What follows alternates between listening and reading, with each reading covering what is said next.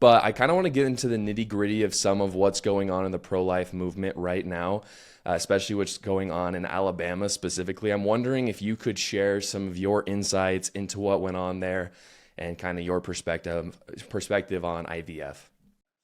Well, this is a huge deal in Alabama because the IVF industry, basically what they do, and not in every case, but in most cases, they will create a ton of embryos and then they'll look at these different embryos and they'll select the best embryo, which is eugenics, a perfect display of eugenics. They'll select the finest embryo or multiple, the best ones, and implant them in the mother. And then she might have three, four, five kids implanted in her. And then they will do selective reduction, which is a nice term for abortion.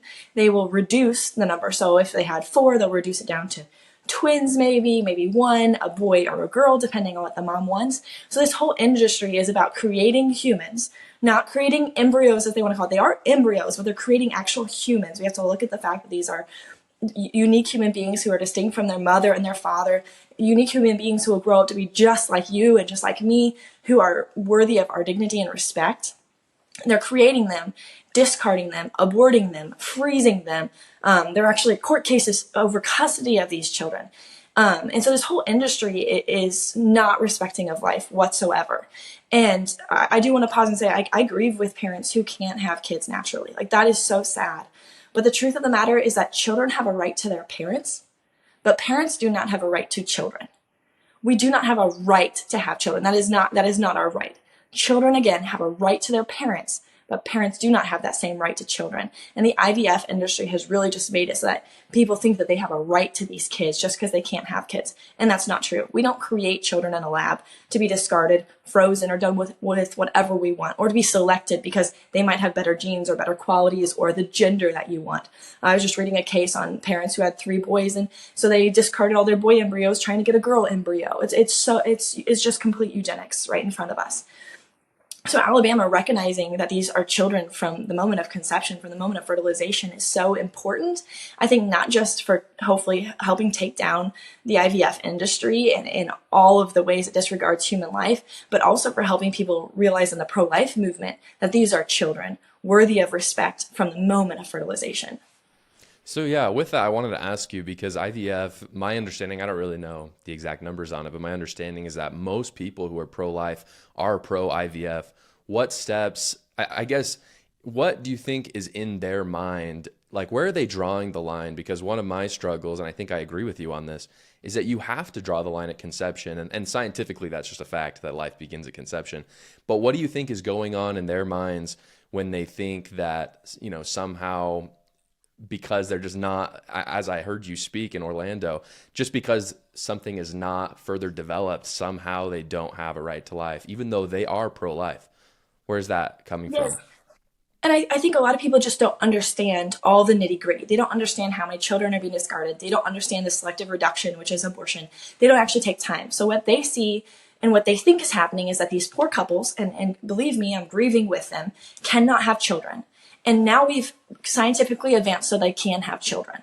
So that's what they see. They're like, oh, these couples who are infertile, wow, this is an amazing thing. But when you actually look into it, they aren't just getting children. They're creating children in a lab and then leaving them, like I said, to be frozen or to die or to be reduced through abortion. And a lot of people are like, well, IVF is just like adoption. So here's the difference.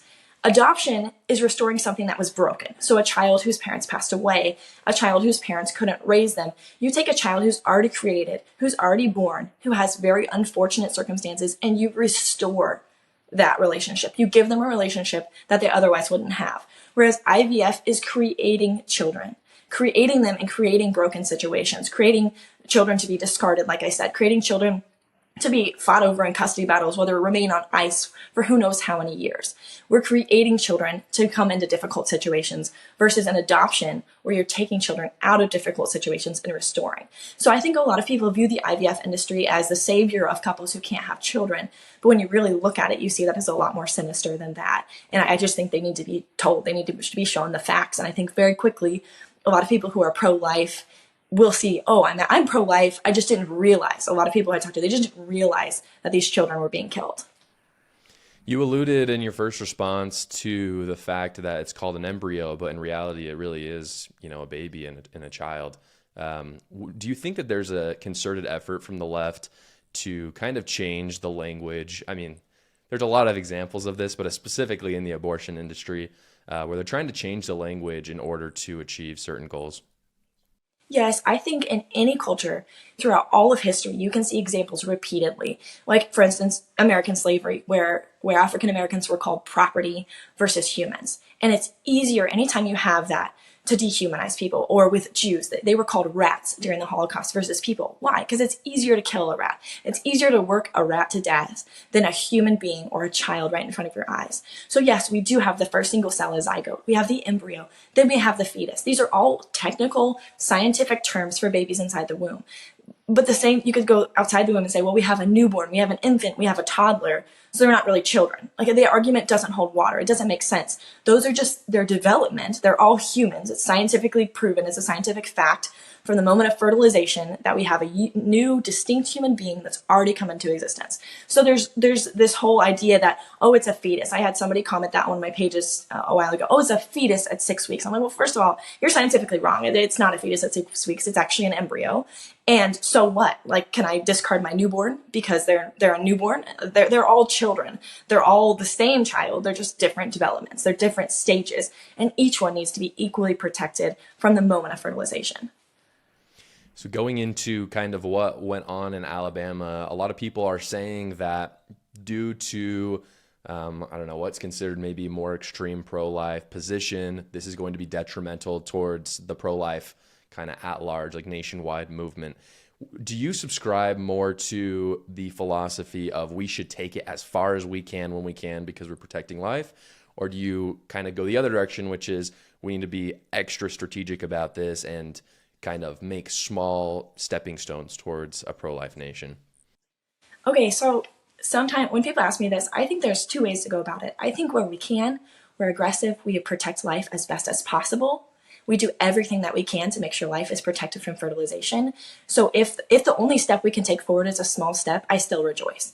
I rejoice in the restrictions we have on abortion in Florida, even though it's not from fertilization. I rejoice that there are some restrictions. Would I want them to go further? Absolutely. Will I campaign until they go further? Absolutely. But that doesn't mean we can't celebrate small victories. So if this victory, I celebrate. If we take big strides, even if it divides for a while, I think ultimately it shows people the value of life. Ultimately, it shows people that these are children being indefinitely frozen, and it makes them think about these other children who are being, torn limb from limb or having their nutrition and their oxygen stopped from being given to them with the abortion pills in the first trimester. I think it shows us how much these children matter. So yes, I do rejoice when small incremental things happen.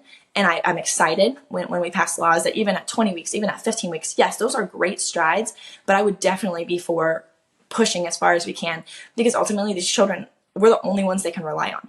If we don't stand, if we don't protect them from fertilization, no one will. Now, we will continue to have a culture of death that discards children, that thinks we have a right to children, that thinks that we don't have to be mothers, that we don't have to protect our children. And this culture grows and it darkens and it deepens until we do draw a line. So I would say, yes, I am for the more strict restrictions and I'm willing to see the repercussions come from that. But I'm also not on the side that says no law is good. I think laws are good. I think, 15-week ban is better than no ban if that's what we can get. And then we keep fighting from there.